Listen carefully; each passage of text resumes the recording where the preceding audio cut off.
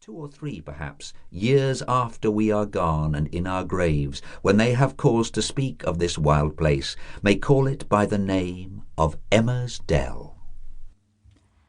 Daffodils by William Wordsworth.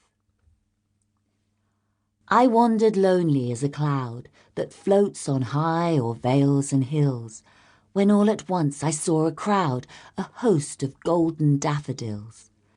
Beside the lake, beneath the trees, fluttering and dancing in the breeze. Continuous as the stars that shine and twinkle on the Milky Way, they stretched in never-ending line along the margin of a bay. 10,000 saw I at a glance, tossing their heads in sprightly dance. The waves beside them danced, but they outdid the sparkling waves in glee.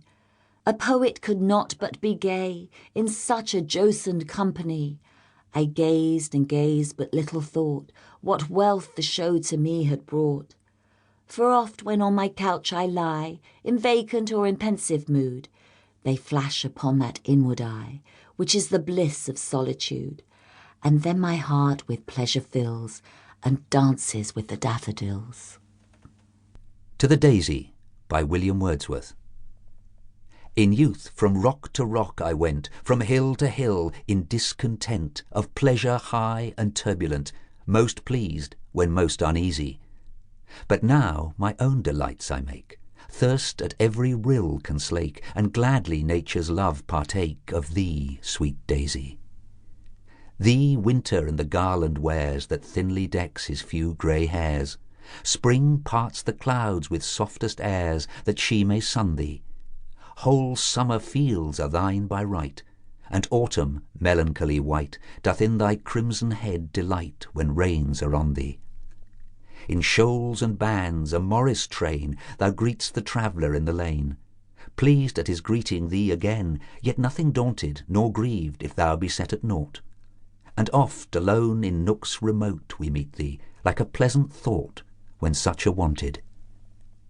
Be violets in their secret muse the flowers the wanton zephyrs choose, proud be the rose with rains and dew her head impearling.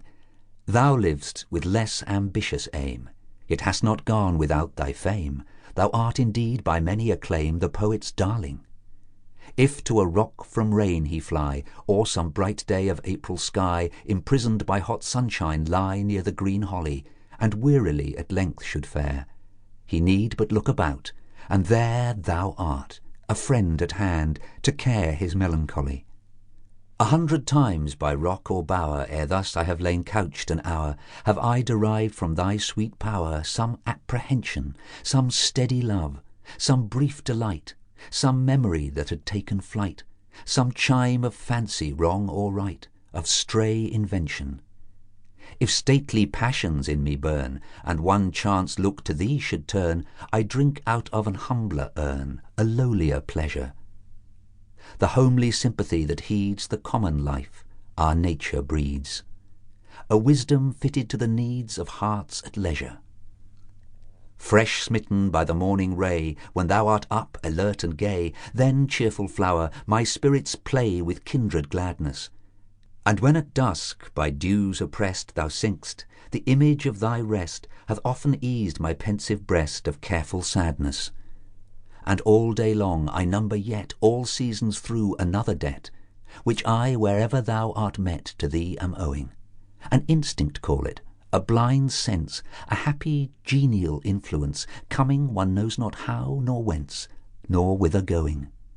Child of the year, that round dost run thy pleasant course, when day's begun, as ready to salute the sun as lark or leveret, thy long-lost praise thou shalt regain, nor be less dear to future men than in old time. Thou not in vain art nature's favourite. A Flower Garden at Coleorton Hall, Leicestershire, by William Wordsworth. Tell me, ye zephyrs that unfold while fluttering o'er this gay recess, pinions that fan the teeming mould of Eden's blissful wilderness, did only softly stealing hours there close the peaceful lives of flowers? Say, when the moving creatures saw all kinds commingled without fear, prevailed alike indulgent law for the still growths that